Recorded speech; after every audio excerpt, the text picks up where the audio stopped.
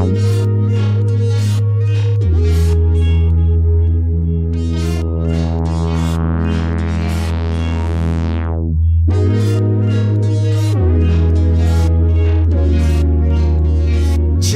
yeah,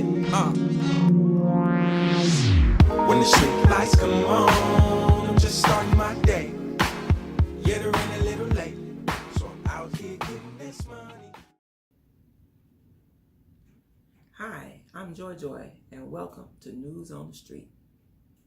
Today we're going to talk about this sex education thing that's going on in the schools. We have parents have been protesting and having rallies for months. 4 months. They have been pounding the pavement. They have been speaking out, voicing their opinions, and basically they saying it is what it is. The Department of Education is moving forward with changes to the state's health and sex education framework. Teachers are encouraged to introduce to their kindergartners. When I say kindergartners, I mean 5-year-olds. They're kindergartners. They are encouraged to talk to them about gender identity and gender fluidity. I got a video here that I want you to see. This is coming from the mayor of Toronto. Check this video out.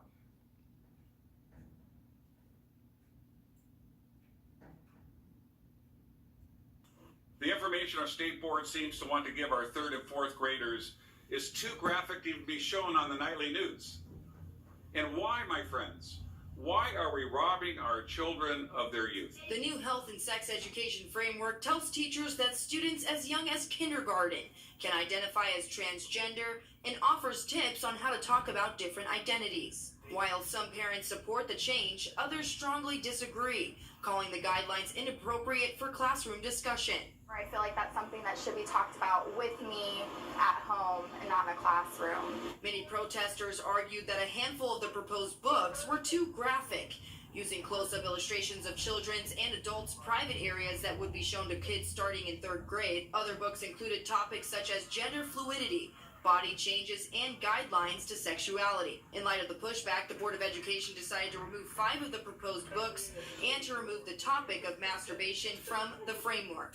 However, other books covering topics such as reproduction and LGBTQ relationships will remain a part of the framework. Moms like Amanda Patrick of Bakersfield say if local public school districts adopt the framework, it may be overstepping their boundaries. We don't teach that our students can choose whatever religion they want to be. Why should we let kindergartners think that they can choose whatever gender they want to be? According to the board, the framework is not meant to teach kids how to become trans or gay, but to provide teachers with language, tools, and resources that will help them navigate conversations that come up. For LGBTQ community members like Andrew Carl, they feel it is an inclusive approach. So I like that it's including everybody in the sex talk, but I think kindergarten is way too young. Each district in Kern County will now have to decide whether or not to implement the new framework.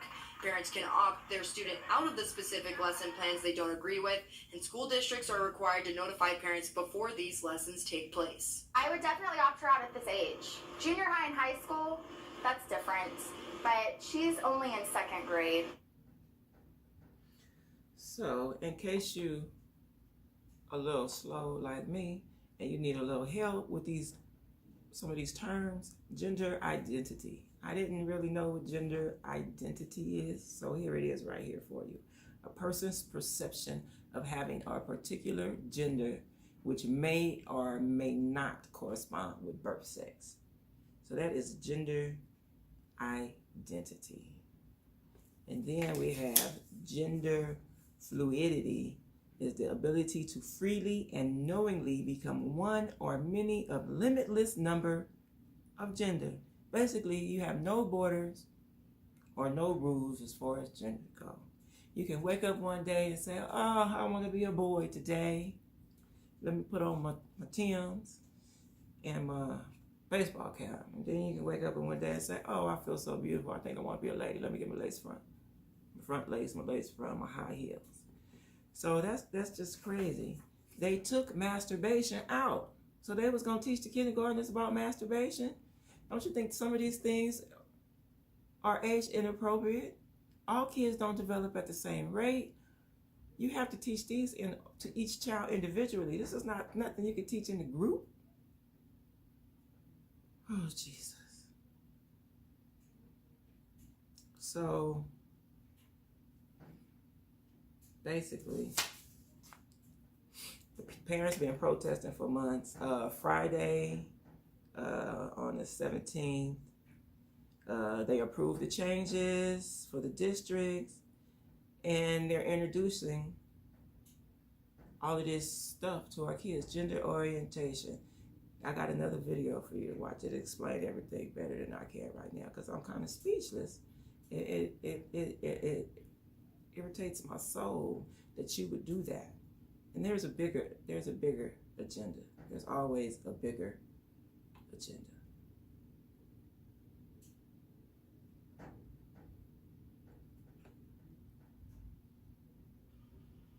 Frank, Jessica, good morning. That's right. Parents across the state are keeping their kids home from school today. The plan is to come out and protest at 11 a.m. this morning. Now, behind me, this is the local education office, the county education office here in Downey. This is just one location where these protests will be happening today. We're told they are scheduled to happen at about 40 county offices across the state. Again, these parents will be coming out with their kids and with other people in support of all this. The group, Informed Parents of California, is the driving force behind this. This is in response to the new proposed sex education framework by the state. They say the new sex ed program is too inappropriate, adding the curriculum sexualizes children as young as kindergarten age. Last week, state education officials overhauled its sexual education guidance for public school teachers with gender identity and safe sex practices, amongst other subjects being covered. Now, they say the main one that they are having a hard time with is the LGBTQ inclusive language and safe trafficking context, which will be covered. Some parents saying it's all too explicit for kids this young and too graphic, especially some of the books. Now, one of the books that they seem to be having a problem with is this one titled Sex, All You Need to Know. Now, another thing is that these are not requirements for teachers, but rather a framework, resources for teachers to have these discussions. The framework tells teachers that students in kindergarten can identify as transgender and offer tips for how to talk about this. According to state officials, the goal is not to cause confusion for these kids, but rather for them to develop awareness at a young age that these expressions do exist, adding that it's necessary in the world we now live in for kids to be aware of these realities. Now, back out here live, parents, of course, saying it's up to them to decide when their kids are going to be ready, saying they don't want teachers to have these talks given the sensitive subject matter. They'd rather have these talks at home when they feel their kids are old enough and mature enough to handle it. I'm waiting. So basically, Friday from San Diego to San Francisco, they had parents out, even kids out, protesting and rallying. I think there's a bigger picture to this. They're preparing you for something because this is programming. Because these children over half of these children aren't thinking those kind of thoughts. Now you're finna put those thoughts in their head. This is programming. The schools are being paid to program the children to have these thoughts.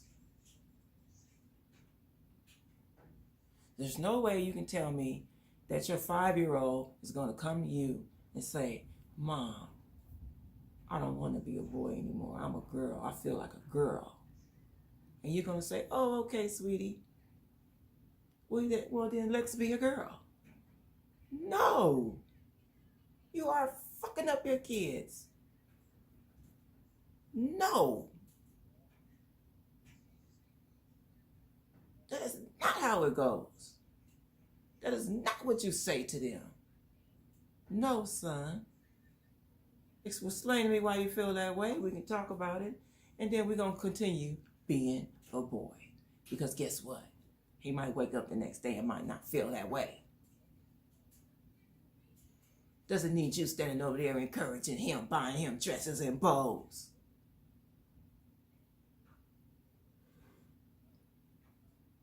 He's a boy. He was meant to be a boy. That's why he's born that way.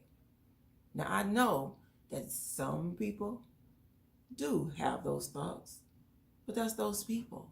You can't put that on everybody, and you can't make everybody seem like they're homophobic because they don't agree.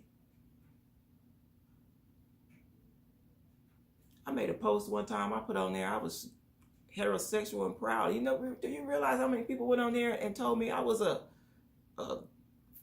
whatever it is, damn hater?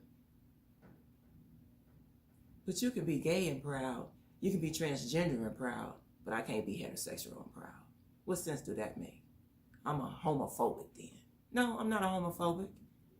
I know there's transgenders out there. And yes, I will have to talk to my son about it, because there's no way to get around it. Because he's going to see him. He's going to see him in the drive-thrus, at the grocery store, because they're out there. And they're getting younger and younger and younger, and it makes no sense.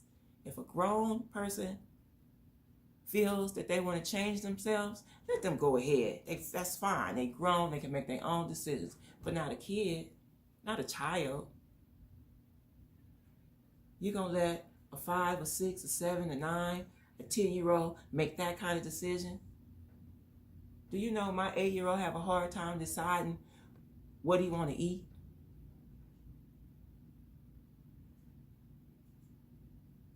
You know how indecisive he is? How many times he changes his mind? One day his favorite is Fortnite. 2 weeks later, his favorite is Five Nights at Freddy. One day he wanted to be a YouTube gamer. The next day he done. Because those kids make those kind of decisions. And here you go, encouraging it. Oh, okay, honey. Let me get you a dress. Well, okay, baby. Let me put you some bows in your hair. No.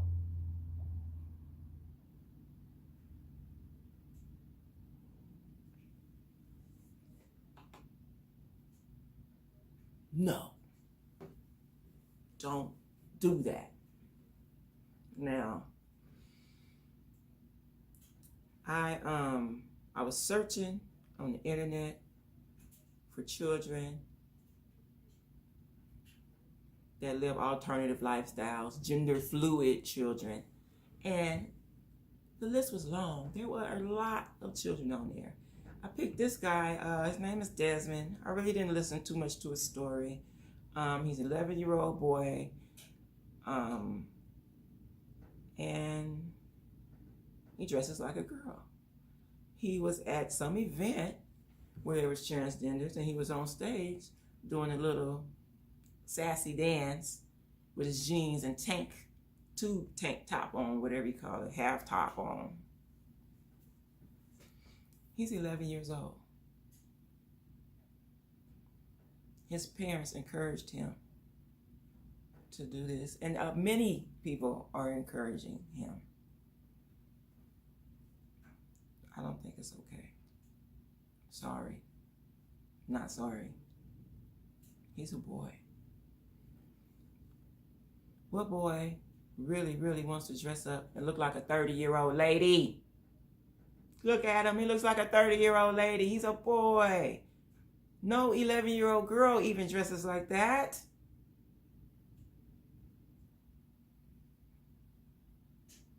Where they do that at? This is what we're encouraging. This is what we want. This is where we're going. I didn't bother to go out and rally and protest. I just went straight to the school board so I could check my son out. From here on out, we are homeschooling. Look at this baby.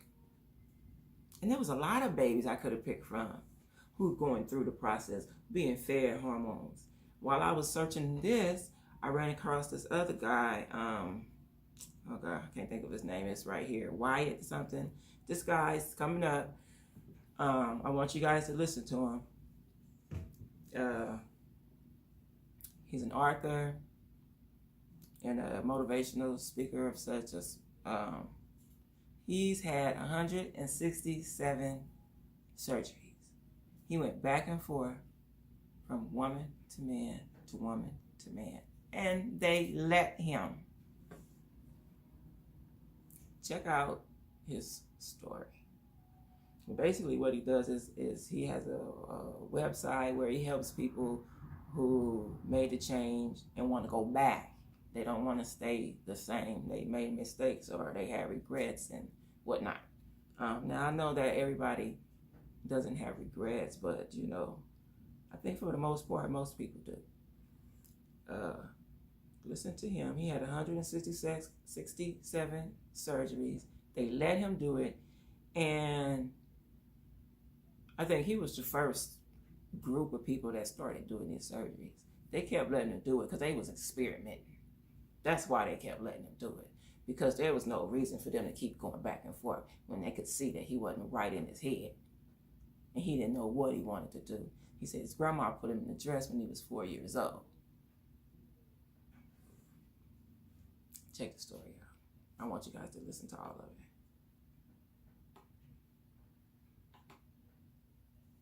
Well, thank you, Ryan, for putting this panel together. It's a topic that everybody brings a different perspective to, and if you haven't come to the conclusion yet, this is very complicated, and it has many different layers, and I'm not sure that we're going to be able to get to all of them, but we definitely need to open up a discussion about it. I lived 8 years as a female named Laura Jensen after undergoing gender reassignment surgery in April of 1983. I started as a 4-year-old kid in 1944. So I'm bringing to this conversation today 74 years of firsthand experience in some way, either living it or trying to deal with it or trying to recover from it. It's important, I think, to understand that everything that we've heard today is damaging to children. And I was damaged by this, and I have some very strong points of view. So I hope that don't take exception to them. They come out of pain. They come out of real life experience. I'm not trying to be hurtful to anybody, but I think that I have a website called sexchangeregret.com, and we get letters from either the parents or the transgenders themselves asking for help after they've lived the life like I did for 5, 6, 15, 18, 20, all the way up to 30 years. And they're saying, Walt, can you help me detransition? This was the biggest mistake of my life. I've met with people personally. We've had the honor and pleasure of working with people who are now detransitioning. Just recently, a school teacher, a pharmacist, and a good friend, Jamie Shoup. I think it's important for us to realize that there is actually nothing good about affirming a young boy 4 years old like my grandma did me. The moment you affirm a child like my grandma did, putting me in a purple chiffon dress and telling me how cute I was, how wonderful I looked, is that at the very same moment that you're affirming that young person, you're telling them there's something wrong with them, that you're not right. That is child abuse. We need to begin calling it what it is. It's not affirming a child. It's causing them to be depressed and anxious about who they are. And then we go on to inject hormone blockers into them and begin altering their body. Can we begin to understand today from these discussions how destructive this is to the psyche? It's no wonder they end up with separation anxiety and bipolar disorder, dissociative disorders, schizophrenia, and many other disorders that they want you to ignore. They want to block any child from having access to psychotherapy. The only reason that I'm able to speak to you today is because after 46 years of dealing with this issue, I was able to detransition in 1990, after I had extensive psychotherapy, the very same psychotherapy that they're trying to prevent people from having. Why? Because they don't want them to detransition. Because somebody like me puts a real bad mark on the idea that it's all good, because it isn't. I've recently written a book, Trans Life Survivors, that has the stories in them. It's painful to get these emails from people whose lives have been totally torn apart. Men like myself, who was married, had 2 children, had a career. I was an executive for American Honda Motor Company. One of those therapists who was an advocate for gender change surgery told me that what happened to you as a child wearing that purple dress, the only way to solve that is to have cross-gender hormones and undergo reassignment surgery. That's the solution.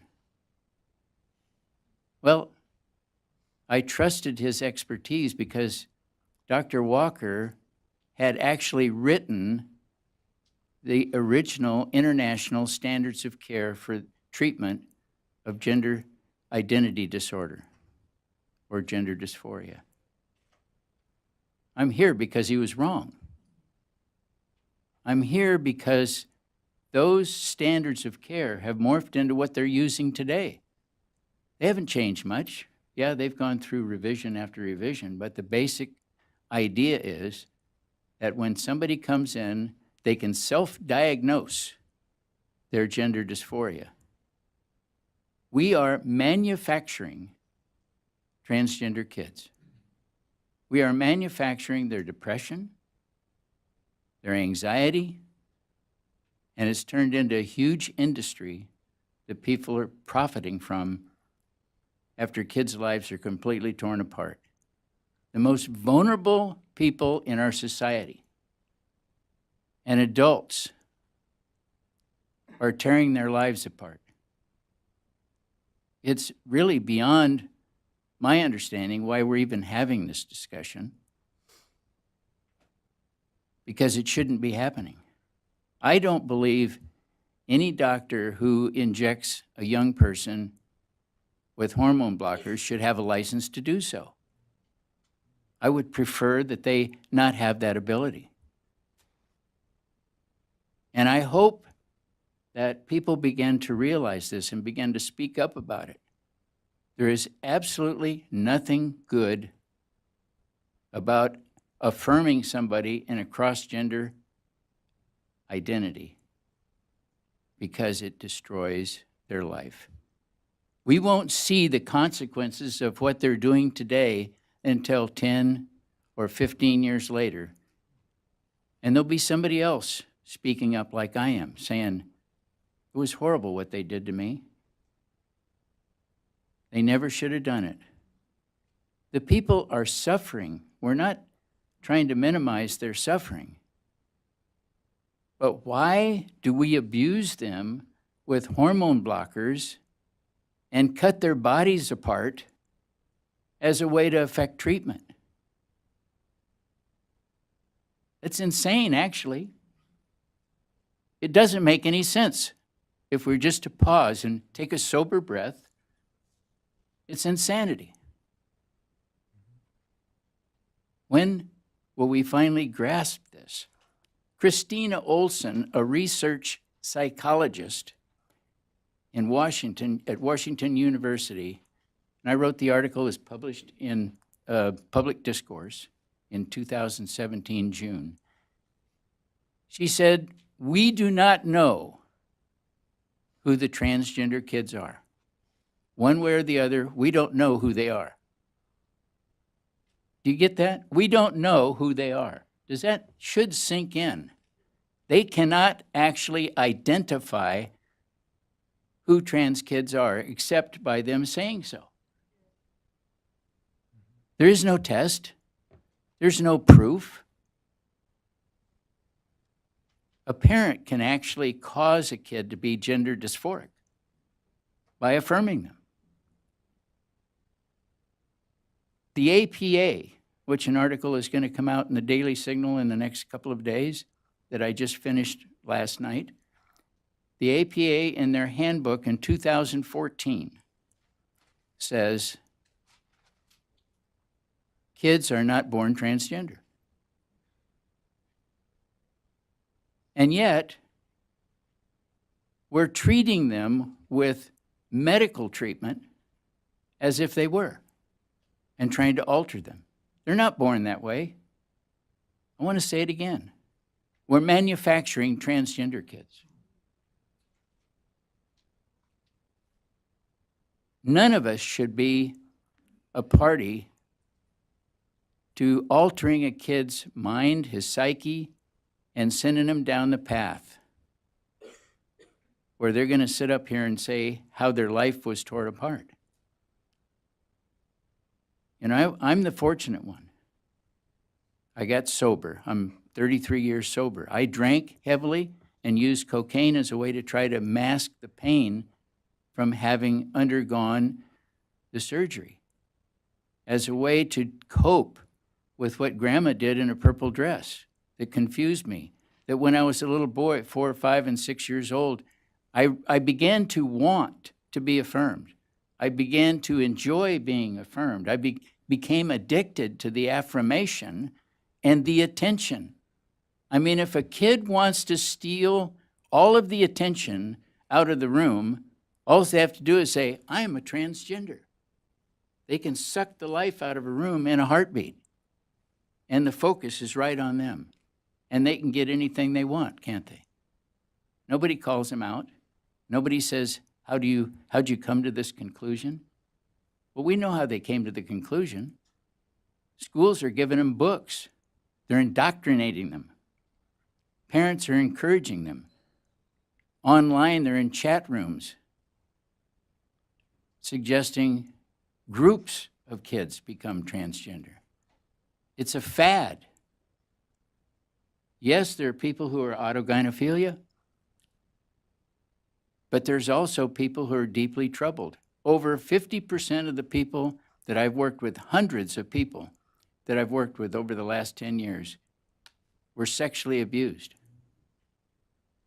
Boys who are abused at a young age come to the conclusion that the only way they can prevent themselves from being sexually abused again is to cut off their genitalia and become females. In their mind, that is their defense mechanism for sexual abuse. Girls who are sexually abused want to be men as a way to fend off any intruder or sexual abuser because they will no longer be attractive for sexual abuse. Whether it's men or women, vast majority of them were abused as children. Many of them I sit with and talk with privately are in their 30s, 40s, and 50s before they're ever able for the first time to disclose they were sexually abused. It's too painful. I was sexually abused at 9 years old, multiple times, by my uncle. When I told my parents I was sexually abused, they said, oh, Uncle Fred wouldn't do that. Wrong. They said I was a liar. So now I had worn a purple dress as a 4-year-old. I'd been sexually abused, and now I'm a liar. You know, it's not a real good way to start off life, and you're not only 9 years old yet. We've got to start helping the young people. And when people ask for help from me, I have one simple thing I always ask them. Tell me what caused you to not want to be who you are. 100% of the time, they can tell me. They can tell me. I'm feeling the pain right now of them sharing with me some of these stories because even I weep. They're ugly. They're horrible. They're so deep, nobody wants to talk about it. But we better start talking about it. We're ruining an entire generation of young people. And it's serious business. I'm not pulling any punches anymore. and you shouldn't either. Thank you. Real valid points. Manufacturing transgenders. Y'all know what I'm trying to say. Oh, so, see, it gets pretty deep. I think he's on to something with that manufacturing transgenders, with this curriculum that they're implementing into the schools, especially in the elementary schools. It's too much.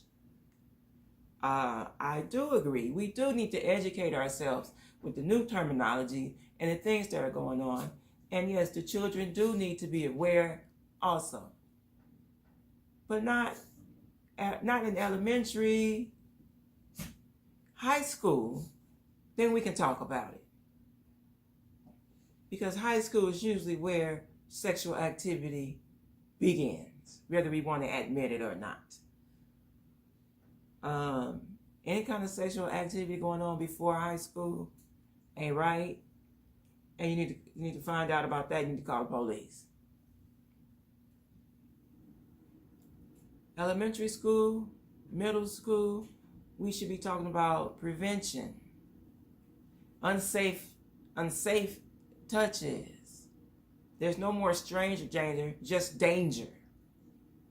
That's what we need to be teaching our kindergartners, our elementary school teachers, about right and wrong touches and right and wrong situations.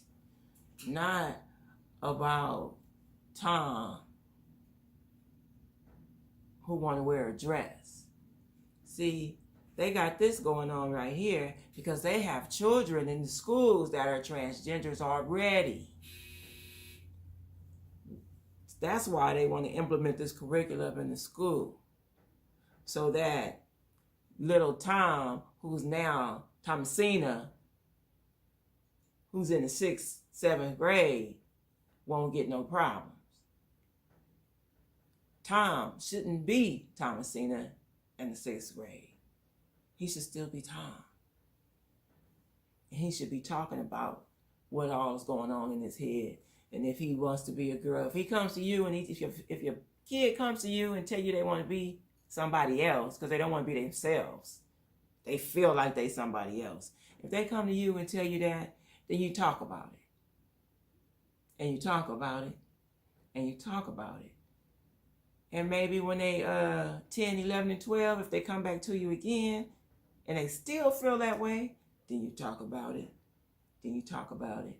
Then you talk about it. Now, if they come back to you by the time they're 16 or 17, then maybe they really serious. But before that, no. You talk about it, and you talk about it, and you talk about it. You don't send them to therapy and encourage that shit and take them to get hormones and all kind of stuff to block their natural body changing. That's not natural. Let them go through their change. And if they still feel that way, then you can go ahead and do something. You want to cut it off and make the process easier. What kind of crap is that? That's worse than 20-year-olds getting all this damn plastic surgery. Plastic surgery is for women 50 and older, who live their life, who want to improve themselves. Who snap back ain't snapping back quite so right. Not for you young girls who snap back is there. You fucking up your body. You messing up your own self. Anyway, that's a whole nother topic. So there it is right there. The protests, the rallies are going on. Like I said, I didn't have time to go out and protest and rally. I'm just going to do the homeschooling. I already signed up for my private little citation number that they give you. And right now I'm working on seeing what kind of curriculum I'm going to use. And then I'm going from there. I don't have time to be dealing with all of this stuff. Whether or not, I got to worry about what kind of book they're going to read at my child's school. One parent said they read some, I don't even remember what book it was. They read some book. Their daughter came home and was scared and crying because she thought she was going to change and be a boy one day. Tell me that's not confusing. If I find it, I'll post it. The line from the book and everything. Then I read the story to the kid. The kid that went home scared because she thought she was going to turn into a boy. Now tell me something ain't wrong with that. And also, I did hear that a school district and with one district implemented the program and did not send home notifications to parents. So basically, and there's really no way to get out of it if your kid's enrolled. Yeah, you can opt out of the sex education part, but you still have to be there for the social part. They're just getting the children ready for the new children that's coming in that's already on these hormone blockers, and that are the boys that are wearing dresses and the girls that are, you don't really hear too much about the girls switching over to boys. It's mostly boys switching to girls. I mean, I guess they do have a few, but you don't really hear about it and see it about it. I don't know. I don't think it's too many benefits of being a woman switching to a man. But hey, what do I know?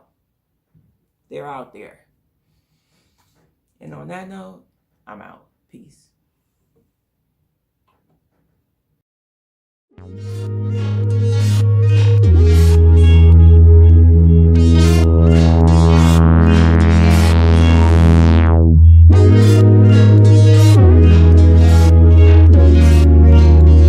Check, yeah, When the street lights come on, I'm just starting my day. Yeah, they're running a little late, so I'm out here getting this money.